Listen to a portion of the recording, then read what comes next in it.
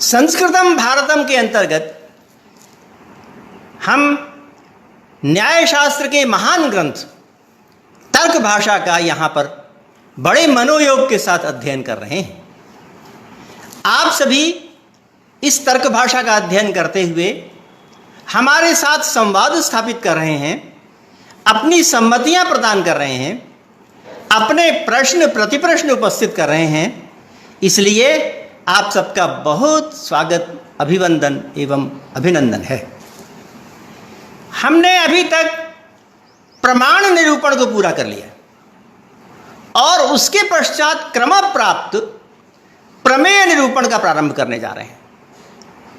तो यह जो न्याय का एक बहुत बड़ा सूत्र है, उसमें प्रमाण के पश्चात प्रमेय को रखा गया है और उसका वर्णन अब यहां पर प्रस्तुत है। मैंने प्रमाण के संदर्भ में आपको पहले प्रमाण की व्युत्पत्ति बताई थी। अब यहां पर भी प्रमेय के संदर्भ में पहले उसकी व्युत्पत्ति बताएंगे। तो प्रमेय की व्युत्पत्ति है प्रमीयते यत्तत् प्रमेयम्। आप मेरी बात सुन रहे हैं? लिख सकते हैं, प्रमीयते यत्तत् प्रमेयम्। प्रमीयते यत्तत् प्रमेयम्।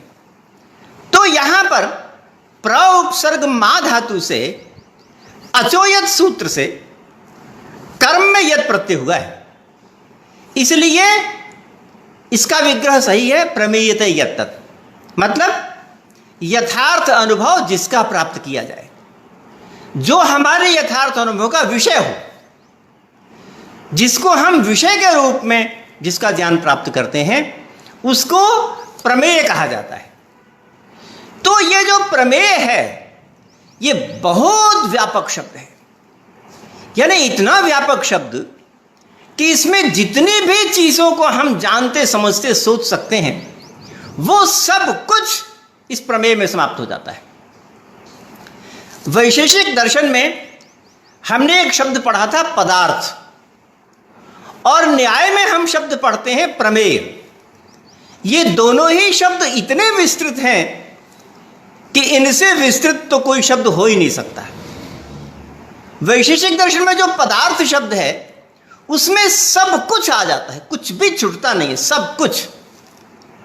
और पदार्थ कहने से उस दर्शन का जो एक विशेष सिद्धांत है वो भी हमको पता चलता है। तो पदार्थ से कौन सा सिद्धांत पता चलता है यहां पर हम इस प्रसंग में नहीं कहेंगे, क्योंकि वो वैशेषिक की बात है। हम तो यहां पर प्रमेय की चर्चा कर रहे हैं। तो प्रमेय के अंतर्गत भी जितना सब कुछ है वह सब कुछ आ जाता है।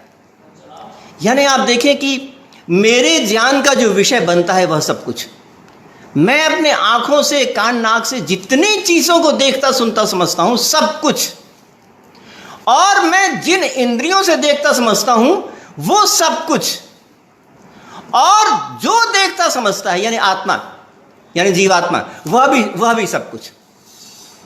सब कुछ यानी जो क्रिया है उसका जो कर्म है और करण है और कर्ता है, वो सब कुछ इस प्रमेय में गतार्थ हो जाता है। यथार्थ अनुभव के लिए जो प्रमेय शब्द बना है उसमें सब कुछ गतार्थ हो जाता है। और ये मैं बात सही कह रहा हूं, क्योंकि जो दुनिया के पदार्थ हैं उनको प्रमेय के अंतर्गत अर्थ में कह दिया गया है। आप अभी सूत्र पढ़ने वाले हैं, आत्म शरीरेंद्रियार्थ बुद्धि मन प्रवृत्ति, ये सूत्र पढ़ने वाले हैं। उसमें लिखा है कि प्रमेय कौन कौन से होते हैं। तो उसमें जो हम बाहरी दुनिया का जिन पदार्थों को प्रत्यक्ष करते हैं उसको अर्थ के अंतर्गत ले लिया, और जिसके द्वारा प्रत्यक्ष करते हैं वो भी इंद्रिय में शामिल है, वो आत्म शरीरेंद्रिय इंद्रिय में आ गया। और जो प्रत्यक्ष करता है माने मेरी आत्मा, वो आत्मा भी इसके अंतर्गत आ गई, क्योंकि सबसे पहला निरूपण आत्मा का ही है। तो इस प्रकार से मैंने कहा कि प्रमा का कर्ता भी, कर्म भी और करण भी, ये सब कुछ प्रमेय के अंतर्गत आ जाता है, क्योंकि मैं सबको विषय बनाता हूं। न्याय की धारणा है कि जो मैं बाहरी दुनिया की चीजें देखता हूं वो तो मेरी प्रमा का विषय है ही, मैं इंद्रियों को भी विषय बना सकता हूं। यह हो सकता है कि मैं इंद्रियों को जानूं, इंद्रियों को विषय बना सकता हूं, इसलिए इंद्रिय भी प्रमेय हो गई। मैं आत्मा को भी विषय बना सकता हूं, न्याय शास्त्र के विद्वान मानते हैं, उसी को अनुव्यवसाय कहते हैं। तो आत्मा को भी विषय बना सकता हूं, इसलिए आत्मा भी विषय हो गई। तो इस प्रकार से कर्ता, कर्म और करण ये तीनों प्रमेय के अंतर्गत आ जाते हैं। अब ऐसी कोई चीज छूटती ही नहीं कि वो उसके अंतर्गत शामिल न हो। जितने भी फिजिक्स, जूलॉजी, केमिस्ट्री इत्यादि जितने भी हैं, वो सब इसी प्रमेय के उपविभाजन है। प्रमेय से बाहर नहीं आ सकते वे सब, उसी के उपविभाजन है। क्योंकि मैं उन सब चीज़ों को जानता हूँ, मैं ज्ञान का विषय बनाता हूँ। मैंने एक आधुनिक विज्ञान में एक ग्रंथ में एक वाक्य पढ़ा, और उस साइंस की पुस्तक में लिखा हुआ था कि अगर कहीं पर ऐसी जगह पर कोई विस्फोट हो, बहुत बड़ा विस्फोट हो, है ना, और उससे बहुत आवाज़ हुई हो, बहुत आवाज़ हुई हो, परंतु उसको सुनने वाला कोई ना हो, इतनी दूरी पर हो कि वो जंगल में हुआ हो, उसको सुनने वाला कोई भी ना हो, और उस विस्फोट माने उस आवाज़ से, उस ध्वनि से, गर्जन से कोई प्रभाव भी ना पड़ा हो, माने कोई गड्ढा हो गया हो, ऐसा भी वैसा भी ना हुआ हो, प्रभाव भी ना पड़ा हो। तो उस पुस्तक में, विज्ञान की पुस्तक में ये पूछा कि तो ये बताइए कि वो विस्फोट, वो गर्जन हुआ कि नहीं हुआ, आपका क्या ख्याल है? अगर उस गर्जन को किसी ने भी सुना ही ना हो और उसका प्रभाव भी ना पड़ा हो कोई, तो वो गर्जन हुआ कि नहीं हुआ, ये बताइए। तो इसमें दोनों प्रकार के जवाब देने वाले लोग मिल जाएंगे। तो इसमें दोनों प्रकार के जवाब जो हैं उनको हम किसी को हाँ या किसी को नहीं, मैं नहीं कहना चाहते, मगर हम ये बताना चाहते हैं कि दो प्रकार के जवाब हो सकते हैं। कुछ लोग कहते हैं कि हाँ विस्फोट हुआ, और दूसरे लोग कहते हैं कि नहीं, विस्फोट नहीं हुआ, गर्जन नहीं हुआ। क्योंकि जो गर्जन है ना, उसको जिसने सुना वही तो बताएगा कि गर्जन है। अगर किसी ने सुना ही नहीं, ज्ञान का विषय नहीं बना, तो मैं कैसे कहूंगा कि गर्जन हुआ? तो ऐसे कहने वाले भी लोग हैं कि उस दशा में गर्जन हुआ ही नहीं। मैं दो बातें कह रहा हूं, गर्जन हुआ हो, उसका प्रभाव न पड़ा हो, तब की बात मैं कह रहा हूं। तो कुछ लोग कहते हैं कि गर्जन हुआ ही नहीं। तो ये जो दूसरी मान्यता है ना कि गर्जन हुआ ही नहीं, ये प्रमेय के अंतर्गत आती है। प्रमेय के अंतर्गत आती है। प्रमेय के अंतर्गत वही विषय आते हैं जो मेरी ज्ञान का विषय बन सकता है। और अगर कोई विषय है और मेरी ज्ञान का विषय नहीं बना, उसको मैं कैसे मानूं और कैसे सिद्ध करूं कि वो है? क्योंकि मैं जिसको ज्ञान का विषय बनाऊंगा वही, उसी को तो मैं कहूंगा कि है। जिसको मैं ज्ञान का विषय बना ही नहीं पाया, उसको मैं कैसे कहूंगा कि है? तो इस प्रकार से वो जो प्रश्न किया था विज्ञान में, उसमें जो दूसरे नंबर वाला उत्तर है वो प्रमेय के अंतर्गत शामिल है, ऐसा मुझे लगता है, ऐसा मुझे प्रतीत होता है। तो खैर, ये प्रमेय की व्याख्या हुई। और प्रमेय के अंतर्गत कितनी वस्तुएं आती हैं? वैसे तो वस्तुएं बहुत आती हैं, इसकी गणना नहीं हो सकती, परंतु फिर भी अगर हम गणना करना चाहें जिसमें कि सब वस्तुएं शामिल हो जाएं, तो उसके लिए न्याय का सूत्र बताया गया है, आत्म शरीर इंद्रियार्थ बुद्धि, इसमें लिखा हुआ है। तो इसमें सबसे पहले आत्मा का वर्णन करेंगे कि आत्मा क्या होती है। तो उसके लिए कहा कि आत्मत्व सामान्यवान आत्मा स्वदेहेन्द्रियादि व्यतिरिक्त प्रति शरीरम भिन्न नित्य विभूषित। वह आत्मा प्रत्येक शरीर में भिन्न होता है और विभू होता है और नित्य होता है। और ये दर्शन शास्त्र की सबसे प्रमुख चीज है, आत्मा को स्वीकार करना।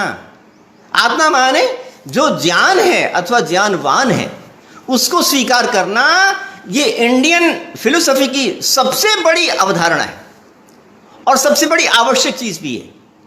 क्योंकि वो ज्ञान को और ज्ञानवान को मानता है, स्वीकार करता है। अपने देश में जितने प्रकार के दर्शन के संप्रदाय विकसित हुए, उसमें किसी ने भी ऐसा नहीं माना कि आत्मा न होती हो। माने कितने संप्रदाय विकसित हुए, सैकड़ों हुए होंगे। उन सैकड़ों में से एक समानता है कि आत्मा होती है। किसी ने भी नहीं माना कि आत्मा न होती है। तो आप कहेंगे कि बौद्धों ने तो नहीं माना। आप कहेंगे कि बौद्धों ने तो नहीं माना, बौद्धों में तो अनात्मवाद का बात कही गई है। गौतम बुद्ध ने जो आर्य सत्य बताए, उसमें एक अनात्मवाद की बात कही गई है। तो मैं ये कह रहा हूं कि जो अनात्मवाद कही गई है ना, उसका अर्थ यह है कि उनके यहां आत्मा दूसरे प्रकार का है। आत्मा है तो सही, परंतु दूसरे प्रकार का है। दूसरे प्रकार का मतलब क्षणिक है। क्षणिक का मतलब एक के पश्चात दूसरा, दूसरे के पश्चात तीसरा, एक सातत्य है, एक संतति है, ऐसा होता रहता है। परंतु वो है जरूर, यानी एक वस्तु है, एक व्यक्ति कहता है कि वो नित्य है, और दूसरा व्यक्ति कहता है कि वो प्रदीप कलिका के समान है। दीपक की जो लौ होती है ना, दीपक की लौ कैसी होती है, वो प्रत्येक अर्ची संतान, दर्शन शास्त्र के लोग स्वीकार करते हैं, अर्ची संतान आती है और जाती है।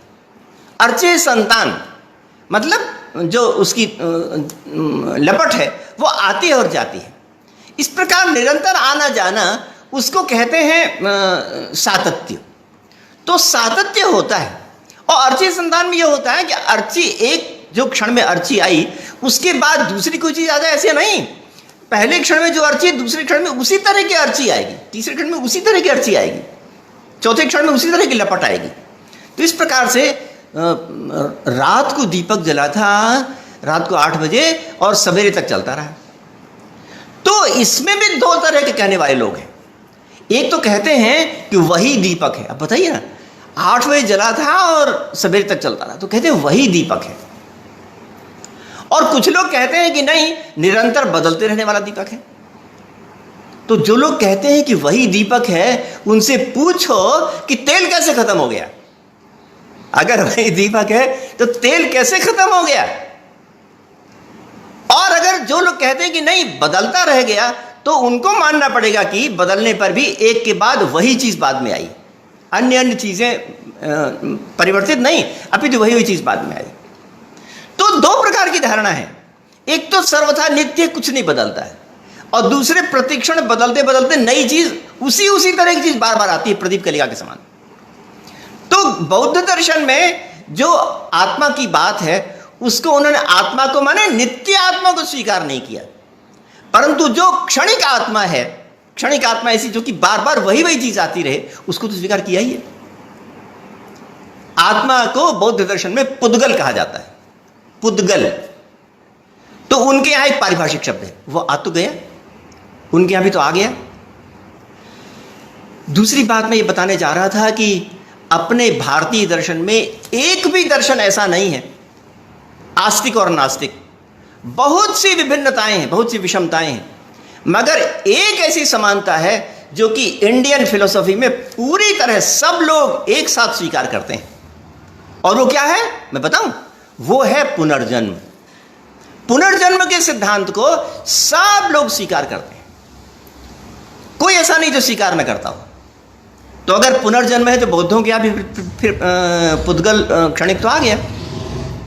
तो बौद्ध लोग जो हैं उस पुनर्जन्म को प्रतिसंधि नाम देते हैं, नाम बदल दिया। जैसे हमने आत्मा का नाम दिया पुद्गल, तो उसी प्रकार से पुनर्जन्म का नाम दिया प्रतिसंधि। नाम बदलने से क्या होता है, काम तो है वही है, वही चीज है। तो प्रतिसंधि उन्होंने नाम दिया। इससे समझ में आया कि पुनर्जन्म अवश्य होता है। तो ये एक भारतीय दर्शन की पहचान है, चाहे आस्तिक हो चाहे नास्तिक हो, आत्मा को किसी न किसी रूप में अवश्य मानता है, चाहे नित्य हो चाहे क्षणिक हो, पुनर्जन्म को अवश्य स्वीकार करता है। और इससे भारतीय दर्शन में सोद्देश्यता स्थापित होती है, अपने जीवन की उद्देश्यता। नहीं तो भला सोचिए, 1 मिनट के लिए सोचिए, अगर मेरा जिंदगी 80-90 वर्ष की हो या 90-100 वर्ष की हो, 100 के बाद मान लीजिए 110-120 वर्ष की भी हो, उससे ज़्यादा तो कोई भी जिएगा नहीं। तो इस अनंत काल में जो अनादि काल से चला आ रहा है और अनंत काल से चला आ रहा है, उसमें मेरी क्या स्थिति रह गई, मैं इस प्रकार से कितना उद्देश्य विहीन हो गया, उद्देश्य विहीन हो गया। तो जो दर्शन शास्त्र है हमको सोद्देश्य बनाता है, हमारे जीवन के, हमारे कार्यों की सार्थकता बताता है। वो इस प्रकार कि हमारा जो जीवन है वो अभी भी है और इसके पश्चात भी है। तो अगर मैं ये मानूं कि मेरे पश्चात भी तुम, मेरे अंदर उत्साह आता है, स्फूर्ति आती है कि मैं जो काम कर रहा हूं वो आगे भी चरितार्थ होगा, और मैं खुद आगे भी अपना काम किसी न किसी रूप में कर पाऊंगा। ठीक है, यहां पर न सही, परंतु किसी अन्य स्थान में, अन्य समय में मैं अपना काम कर पाऊंगा। इस प्रकार की जो धारणा है वो मेरे जीवन की सोद्देश्यता को बनाती है, वो मेरे जीवन के उद्देश्य होने के कारण से मेरे अंदर सुख और मेरे आनंद की अनुभूति प्राप्त कराती है। तो ये भारतीय दर्शन की अवधारणा है, आस्तिक हो या नास्तिक हो। इसीलिए यहां पर आत्मा की बात कही गई है। सबसे पहले इसमें आत्मा की बात बताई और उसमें कहा कि उसका मानस प्रत्यक्ष होता है, आत्मा का मन के द्वारा प्रत्यक्ष होता है। और अगर कोई ये कहे कि हमको प्रत्यक्ष नहीं होता तो कहते हैं अनुमान कर लो, या तो प्रत्यक्ष होता है कि मैं आत्मा को जानता हूं, और अगर प्रत्यक्ष नहीं होता तो बुद्धियादि गुण लिंग का, बुद्धियादि गुण के द्वारा उसका अनुमान कर लिया जाता है। तो कहते हैं बुद्धियादि स्थावत गुणाः अनित्यत्वे सति एकेंद्रिय मात्र ग्राह्यत्वात्। कहते हैं कि जो बुद्धि है ना, बुद्धि का मतलब ज्ञान सुखादि, ज्ञान इच्छा सुख दुख, ये जो आत्मा के गुण हैं उनको बुद्धियादि कह रहे हैं। ये तो जो बुद्धियादि है वो गुण होते हैं, बुद्धि इत्यादि गुण होते हैं। वह क्यों एकेंद्रिय मात्र ग्राह्यत्वात्, क्योंकि एक इंद्रिय मात्र एक इंद्रिय से वो ग्राह्य होते हैं। कहते हैं कि दुनिया में जो वस्तुएं केवल एक इंद्रिय से ग्राह्य हो, मात्र एक इंद्रिय से, वो विशेष गुण जरूर होता है। इसमें विशेष गुण लगा लीजिए, मैं आपको अनुरोध करूंगा कि इसमें आप विशेष गुण लगा लीजिए। एक दो तरह के गुण होते हैं, एक विशेष गुण एक सामान्य गुण। तो ये जो बात कही जा रही है वो विशेष गुण के लिए कही जा रही है। अगर हम सामान्य गुण को ले लेंगे ना तो वो अनुमान बैठेगा नहीं ठीक से। देखिए विशेष गुण कौन कौन से होते हैं, विशेष गुण कौन कौन से होते हैं, रूप रस गंध स्पर्श और शब्द और ज्ञान सुख दुख इच्छा, ये विशेष गुण होते हैं। और सामान्य गुण कौन कौन से होते हैं, इस संयोग विभाग परिमाण पृथक्त्व इत्यादि जितने भी हैं वो सब सामान्य गुण होते हैं। तो सामान्य गुण तो यहां अनुमान नहीं कर रहे हैं, यहां पर मैं विशेष गुण का अनुमान कर रहे हैं। तो विशेष गुण माने रूप रस गंध स्पर्श और बुद्धि सुख दुख इच्छा इत्यादि जो है उनकी बात कर रहे हैं। तो ये वाले जो गुण हैं वो मात्र एक और मात्र एक ही इंद्रिय से ग्राह्य होते हैं, अन्य इंद्रिय से ग्राह्य होते ही नहीं। जैसे मैं देखूं, जैसे मैं रूप की बात करूं तो रूप केवल आंखों से ही उपलब्ध होता है, बाकी किसी से रूप उपलब्ध नहीं होता है। शब्द केवल श्रोत्र से ही उपलब्ध होता है, गंध केवल घ्राण से ही उपलब्ध होता है, बाकी किसी से उपलब्ध नहीं होता है। अब आप ये कहेंगे कि जो द्रव्य है वो तो आंखों से भी ग्रहण होता है और स्पर्श से भी ग्रहण होता है ना। अगर मैं आंखों से देखूं घड़े को तो घड़े का रूप दिखाई पड़ा और घड़ा द्रव्य भी दिखाई पड़ गया और घट नामक द्रव्य भी दिखाई पड़ गया। और उसी को अगर मैं हाथ से छूं तो भी घट नामक द्रव्य दिखाई पड़ गया, दिखाई मतलब अनुभव में आ गया। तो जो द्रव्य है वो तो आंखों से भी दिखाई पड़ा और त्वचा से भी दिखाई पड़ा। मैंने क्या कहा अभी कि जो द्रव्य है वो आंखों से भी दिखाई पड़ा और त्वचा से भी दिखाई पड़ा। इसीलिए वो जो द्रव्य है वो गुण नहीं है, क्योंकि इसमें परिभाषा में कहा गया कि गुण वो होता है जो कि मात्र एक और केवल एक इंद्रिय से ग्राह्य हो। और ये जो द्रव्य है वो केवल एक से ग्राह्य नहीं होता, वो त्वचा से भी होता है और चक्षु से भी होता है। तो त्वचा और चक्षु इन दोनों से उपलब्ध होने के कारण से इस द्रव्य को गुण नहीं कहेंगे, अपितु तो केवल रूप रस स्पर्श को ही गुण कहेंगे, क्योंकि वही ऐसे हैं जो कि इनसे केवल एक इंद्रिय से ग्रहण होते हैं। अब देखिए ना, मेरे मनुष्य जो प्रदान किया गया उसकी विशेषता कि मनुष्य में सबसे ज्यादा ज्ञानेंद्रियां दी गई। मनुष्य की विशेषता यह है कि मनुष्य में सर्वाधिक ज्ञानेंद्रियां मौजूद हैं और उन ज्ञानेंद्रियों के ग्रहण करने वाले जो विषय है वो भी बाहरी दुनिया में मौजूद हैं। नहीं तो जैन दर्शन ने तो बताया कि एक इंद्रिय वाले प्राणी भी होते हैं, द्विइंद्रिय वाले प्राणी भी होते हैं, त्रिइंद्रिय वाले प्राणी भी होते हैं, चतुरिंद्रिय वाले भी होते हैं। मनुष्य एक ऐसा है जिसके कि पांचों इंद्रियां होती हैं। मनुष्य एक ऐसा है, यानी जो गाय बैल है उसमें शब्द नहीं होता, वो हम इंद्रिय के अलावा दूसरी जो इंद्रिय उसको ले सकते हैं। तो खैर इस प्रकार के होता है। केंचुआ में आंख नहीं होती, केंचुए के पास आंखें नहीं होती, सांप के पास कान नहीं होते, सांप को बोलते हैं चक्षुश्रवा, है ना। कितने पुराने जमाने में कितनी अच्छी अच्छी बातें जान ली थी लोगों ने। सांप के लिए एक शब्द बनाया चक्षुश्रवा। चक्षुश्रवा का मतलब है कि वो आंखों से सुनता है। अब बताइए, आंखों से सुनता है, ये उन्होंने बताया। तो ये कैसे हो गया आप जानते हैं? सांप आंखों से कैसे सुनता है? सांप की आंखें होती हैं, ये तो सब लोग जानते हैं।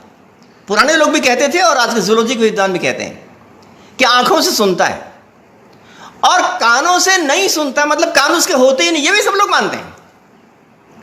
आधुनिक विज्ञान के लोग भी कहते हैं कि सांप के कान नहीं होते, और पुराने जमाने के लोग भी कहते थे कि उसके कान नहीं होते। तो जब कान होते ही नहीं है तो सुनेगा ही नहीं, तो फिर सुनता कैसे है? क्योंकि जब सांप के आगे बीन बजाई जाती है तो अपने फन को ऊंचा करके खड़ा हो जाता है, तो कैसे सुनता है? तो पुराने जमाने के लोगों ने कहा कि वो आंख से सुनता है, तो नाम पड़ गया उसका चक्षुश्रवा, आंखों से सुनता है।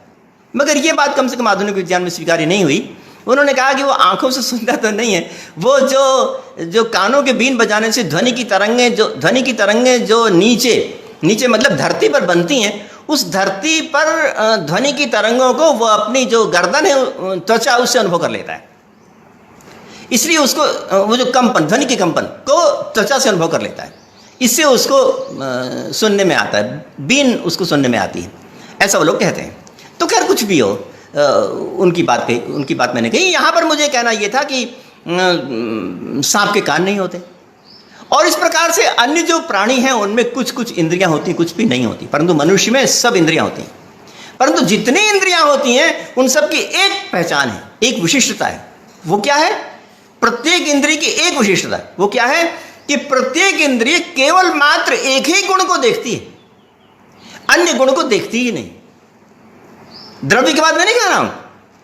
अनेक इंद्रिय मिलकर के एक द्रव्य को देख सकती हैं, परंतु एक एक इंद्रिय अनेक गुण को नहीं देख सकती।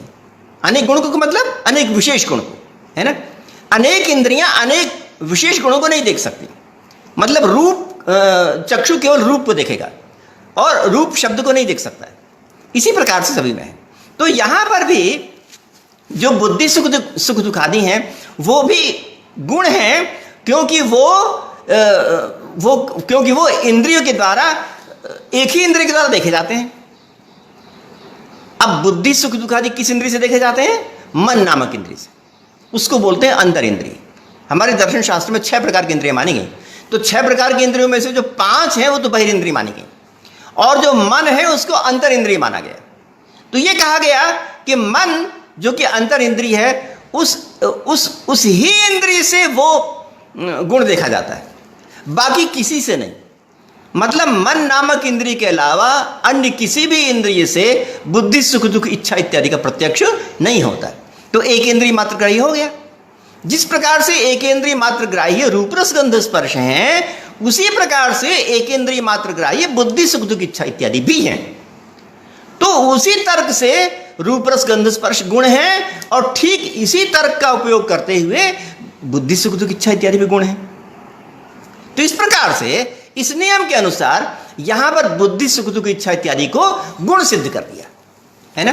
तो पहले गुण सिद्ध करना जरूरी है, तो उसमें गुण सिद्ध कर दिया। आत्मा की सिद्धि कर रहे हैं, आत्मा की सिद्धि करने में इन्होंने पहले गुण सिद्ध कर दिया।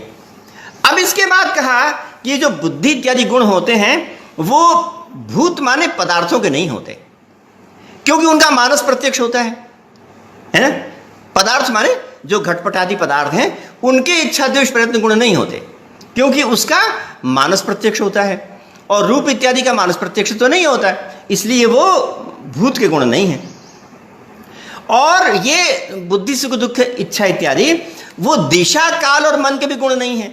न दिक्काल मनसाम गुण, क्योंकि विशेष गुणत्वाद, क्योंकि वो विशेष गुण है। अभी मैंने चर्चा की थी कि विशेष गुण कौन होता है और सामान्य गुण कौन होता है। तो मैंने क्या बताया था कि रूप रस गंध स्पर्श और शब्द और ज्ञान सुख दुख इच्छा द्वेष इत्यादि ये विशेष गुण होते हैं, और इसके पश्चात संख्या संयोग विभाग परत्व अपरत्व इत्यादि जो होते हैं वो सभी सामान्य गुण होते हैं। तो ये जो इच्छा द्वेष इत्यादि हैं, वो दिक् काल मन के गुण नहीं है, क्योंकि दिक् काल मन के जितने गुण हैं वो सभी सामान्य गुण हैं, और यहां पर तो विशेष गुण की बात कही जा रही है। इसलिए ये ज्ञान सुख इच्छा इत्यादि ये दिक् काल मन के गुण नहीं है, है ना। और वही लिखा कि दिक् काल के गुण जो होते हैं विशेष गुण नहीं होते, बल्कि सब में मौजूद होने वाले होते हैं। संख्या इत्यादि को ले लीजिए, सब जगह बहुत सी में मौजूद होने वाले होते हैं। संख्या जो है 2 वस्तुओं में द्विसंख्या रहेगी, 3 में त्रिसंख्या रहेगी, इस प्रकार से भिन्न भिन्न मौजूद रहने वाले होते हैं। तो इस प्रकार से बुद्धि इत्यादि कैसे हुए, ये विशेष गुण हुए, और गुण होने के साथ साथ एक इंद्रिय मात्र गृही होने के कारण से वो गुण हुए। तो अब ये बताइए कि गुण तो हो गए, और गुण होने के पश्चात भी जितने भी 8 द्रव्य हैं उनमें से किसी में समवेत ही नहीं होते, है ना। अब दर्शन शास्त्र में 9 ही तो द्रव्य हैं, 9 के अलावा 10वां द्रव्य तो स्वीकार्य नहीं है। तो 9 में से 8 में ये रहता नहीं। पहले तो सिद्ध किया कि ये गुण है, कौन से, बुद्धि सुख दुख इच्छा इत्यादि, पहले तो सिद्ध किया। उसके बाद कहा कि बुद्धि सुख दुख इच्छा इत्यादि गुण है, परंतु 9 द्रव्यों में से 8 में रहता ही नहीं। तो फिर क्या हो, तो फिर कहां रहेगा, पारिशेष्यात, वही जो बच गया। कौन सा बच गया, आत्मा बच गया, इसलिए आत्मा में रहता है। पारिशेष्यात, वह गुण आत्मा में रहता है। फिर से अपनी बातें कहूं, फिर से अपनी बात यह है कि बुद्धि सुख दुख इच्छा इत्यादि ये होते हैं गुण। और गुण क्यों होते हैं, एक इंद्रिय मात्रग्राही होने कारण से बुद्धि सुख दुख इच्छा इत्यादि को गुण कहा जाता है। और गुण सदा द्रव्य में निवास करते हैं, और द्रव्य होते हैं 9, और 9 में से 8 में रह नहीं सकता, बता दिया अभी, 9 में से 8 में रह नहीं सकता। तो क्या बचा, बच गया आत्मा, इसलिए आत्मा में ये गुण रहते हैं। तो इस प्रकार से आत्मा में बुद्धि सुख दुख ज्ञान इत्यादि रहते हैं, ये बात इससे सिद्ध हुई। तो अगर अन्य दर्शन की बात भी लेनी हो प्रसंगवश, तो मैं यहाँ पर केवल संकेत करूँगा कि यहाँ पर ज्ञान वाले को आत्मा माना जाता है, मगर मतलब ज्ञान और ज्ञान वाला ये 2 चीज़ें हैं। यहाँ पर अपने दर्शन में ज्ञान और ज्ञान वाला ये 2 चीज़ें हैं, यानी ज्ञान तो गुण है और ज्ञान वाला उसका अधिकरण है, और वह आत्मा द्रव्य है, ऐसा माना जाता है। परंतु अन्य दर्शनों में केवल ज्ञान ही ज्ञान स्वीकार्य, वाला स्वीकार्य नहीं है। ये जो ज्ञान वाला है ना, वो स्वीकार्य नहीं है। ये जो सांख्य है, वेदांत हैं, उसमें कहते हैं कि मात्र ज्ञान और केवल ज्ञान, चिति शक्ति, अथवा सांख्य में जो पुरुष कहा गया, पुरुष, चिन्ह मात्र, चिति शक्ति, ज्ञान स्वरूप, वेदांत में कहा गया सच्चिदानंद स्वरूप। तो सच्चिदानंद स्वरूप जो है ये वेदांत की पहचान है, और ज्ञानवान आत्मा जो है वो न्याय की पहचान है। दर्शनों का अध्ययन करते समय ये पार्थक्य एकदम मन में बिठा लेना चाहिए। सच्चिदानंद स्वरूप जो बात कही जाती है वो वेदांत की पहचान है, ऐसा वेदांत कहते हैं। ज्ञान और केवल मात्र ज्ञान और कुछ नहीं। और जो ज्ञान वाले आत्मा की बात है उसको न्याय वाले कहते हैं। तो जो ज्ञान होता है वह इसको उस वाला ऐसा माना गया। तो यहाँ पर जो ज्ञान है उसको आगे विभु बता रहे हैं। इसमें कहा है, अभी कहा है कि विभु होता है और नित्य होता है, ऐसा उन्होंने कहा। तो नित्य होता है ये बात सिद्ध हो सकती है, विभु होता है ये बात भी सिद्ध हो सकती है। क्योंकि देखिए दुनिया में नित्य वस्तु होती है या अनित्य वस्तु होती है ना, 2 प्रकार की होती है ना, या तो नित्य वस्तु हो या अनित्य वस्तु हो। इन नित्य अनित्य वस्तुओं में से जो अणु परिमाण की वस्तु है और जो विभु परिमाण की वस्तु है वो सदा नित्य ही होती है। मध्यम परिमाण की वस्तु ही अनित्य होती है। मैंने क्या कहा आपको, विभु और अणु, ये 2 प्रकार के परिमाण की वस्तुएं नित्य ही होती हैं, और केवल मध्यम परिमाण की वस्तु ही अनित्य होती है। जितनी चीजों को हम दुनिया में देखते हैं हम मध्यम को ही देखते हैं। हमारे में ताकत नहीं है कि हम अणु को देख सकें अथवा महत को देख सकें, न तो अणु का हम देख सकते हैं न महत्व को, मध्यम को ही देखते हैं। मध्यम परिमाण वाली जितनी भी चीजें उत्पन्न और नष्ट होने वाली सब मध्यम परिमाण वाली, उन्हीं को हम देखते हैं, उन्हीं का प्रत्यक्ष होता है। तो अगर हम ये कहें कि आत्मा नित्य होता है तो इन दोनों में से तो एक होगा, या तो अणु होगा या विभु होगा, मध्यम तो हो ही नहीं सकता। क्योंकि अभी कहा कि मध्यम अनित्य होता है, मध्यम तो हो ही नहीं सकता। तो क्या बचा? या तो अणु अथवा विभु। तो इस प्रकार से ये दोनों प्रश्न दर्शन शास्त्र में होते हैं। न्याय वालों ने माना कि वो विभु है, मगर मध्यम तो कोई नहीं मान सकता। मध्यम तो कोई नहीं मान सकता, परंतु केवल कहानी में मान लिया जाता है। कहानी में मान लिया जाता है। आपने सुना होगा उस सावित्री सत्यवान वाली कहानी। सावित्री सत्यवान की कहानी, उसमें कहा था कि वो सत्यवान के पास यमराज आए और उन्होंने कहा कि जाने का, यमलोक में जाने का समय हो गया है, इसको हमें ले जाना है। तो सावित्री ने कहा कि मत ले जाइए, क्योंकि ये मेरे पति हैं और मैं यहाँ पर अकेली होंगी तो काम नहीं होगा। बड़ी दुखपूर्वक निवेदन किया, बहुत ही विलाप किया, तो भी यमराज नहीं माने और उसको लेके चल दिए। तो सत्यवान की आत्मा को अंगूठे में रख के अंगूठे में लेके चल दिए। तो उपनिषद में कहा अंगुष्ठ मात्र पुरुष, अंगूठे जितनी डिबिया जैसी चीज में रख के सत्यवान की आत्मा को लेके चल दिए, ऐसा कहा है, ऐसा वहां पर कहा है। परंतु यहां पर ये मैं कहने जा रहा हूं कि ये जो कहा है अंगूठे में वाली बात, ये कहानी में है, ये औपचारिक कथन है। कुछ बातें औपचारिक होती हैं, समझाने के लिए होती हैं। अंगुष्ठ मात्र आत्मा हो नहीं सकती, किसी ने भी नहीं माना। दर्शन शास्त्र में किसी ने भी नहीं माना कि आत्मा अंगुष्ठ मात्र होती। क्यों नहीं माना? क्योंकि सब लोग मानते हैं कि आत्मा नित्य होती है, और अगर नित्य होती है तो मानना पड़ेगा कि या तो अणु होती है या विभु होती है। दोनों में से एक ही मान सकते हैं, या तो अणु होती है या विभु होती है। तो अणु अथवा विभु होने में तो विवाद है। कुछ लोग कहते हैं अणु होती है, कुछ लोग कहते हैं विभु होती है। अणु अथवा विभु होने में तो विवाद है, परंतु इस बात में कोई विवाद नहीं है। सब लोग एक साथ मानते हैं कि वो आत्मा मध्यम परिमाण की तो नहीं होती, अंगुष्ठ परिमाण की नहीं होती। इसको सब लोग मानते हैं। इसमें विवाद हो सकता है कि आत्मा विभु है या अणु है, इन दोनों में से विवाद हो सकता है। तो जो विभु और अणु, ये जो दो चीजें होती हैं, उनमें अगर न्याय शास्त्र वाले विभु मानते हैं तो हमको मानना पड़ेगा कि स्थान नहीं घेरती। देखिए, मैं एक दूसरी बात बहुत ही महत्वपूर्ण बताने जा रहा हूं। मैं क्रमशः बहुत सी महत्वपूर्ण बातें आपके समक्ष प्रस्तुत कर रहा हूं। अंगुष्ठ परिमाण तो खत्म हो गया, अब बचा अणु और विभु। तो अणु और विभु, इन दोनों चीजों में से केवल एक ही प्रकार की चीज है जो कि स्थान घेरती है, अणु ही एक ऐसी जो कि स्थान घेरती है, और विभु स्थान नहीं घेरती।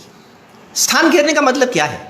स्थान घेरने का मतलब यह है कि जिस आकाश अवकाश में आपने जिस वस्तु को रखा उसमें दूसरे को ना आने दे, इसको बोलते हैं स्थान घेरना। जैसे मैं यहां पर कोई घड़ा रख दूं तो जिस जगह पर घड़ा रखा है उसी जगह आप दूसरे घड़े को नहीं रख सकते। आप उस घड़े को ऊपर रखेंगे, दाहिने रखेंगे, बाएं रखेंगे, आगे रखेंगे, पीछे रखेंगे, परंतु उसी जगह जहां पर घड़ा रखा है उस जगह पर आप दूसरे घड़े को नहीं रख सकते। इसको क्या बोलेंगे? इससे सिद्ध हुआ कि घड़ा जो है वो स्थान घेरता है, घड़ा जो है वो स्थान घेरता है, ये सिद्ध हुआ। और अब इसको जब हम आगे ले चलते हैं, माने सूक्ष्म सूक्ष्म में ले चलते हैं, तो चाहे जितने सूक्ष्म में जाएं, ये वाली बात तो कभी खत्म नहीं होती। कौन सी? स्थान घेरने वाली। स्थान घेरने वाली बात तो कभी खत्म ही नहीं होती। अंतिम जो स्थिति है वो कौन सी है? अणुपरिमाण वाली स्थिति है। अणुपरिमाण वाली स्थिति में भी हमारे दर्शन शास्त्र के लोगों ने माना, और मॉडर्न जो रसायन शास्त्र के विद्वान है उन्होंने भी माना कि परमाणु स्थान घेरता है। यह तो हो सकता है कि अणु जहां पर है वहां पर दूसरे वाले अणु को आने देने के लिए झट से बाहर हो जाए। अणु जल्दी चलता रहता है, तो इसलिए एक जगह पर अणु है, दूसरे वाले को भगा दे, भगा करके वो उस जगह पर आ जाए। मगर जब तक उस जगह पर अणु है तब तक दूसरा अणु वहां पर आ नहीं सकता। कहने का मतलब है कि अणु स्थान घेरता है। तो अणु और विभु दो प्रकार की चीजें मैंने बताई। नित्य वस्तुओं में दो चीजें बताई, एक नित्य वस्तु अणु होती है अथवा नित्य वस्तु विभु होती है। ये दो चीजें मैंने बताई। उन दो चीजों में से एक जो अणु है वो स्थान घेरता है ना।